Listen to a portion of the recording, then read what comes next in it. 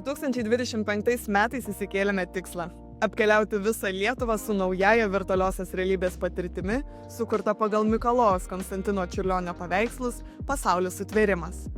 Suplanavome keliones į didelius ir mažus Lietuvos miestus, vietinės bendruomenės, kuriuose viešėsime nuo savaitgalio iki mėnesio ar netgi ilgiau.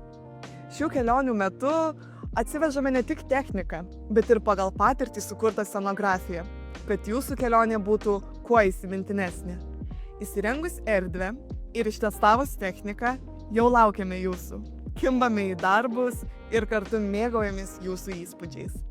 Per vieną savaitgalį patirtį parodome beveik 600 žmonių, viešėdami mėnesį daugiau nei 3000 žmonių, tuo pačiu ir dirbdami nuolatinėse lokacijose. Paklausite, kam tiek vargo?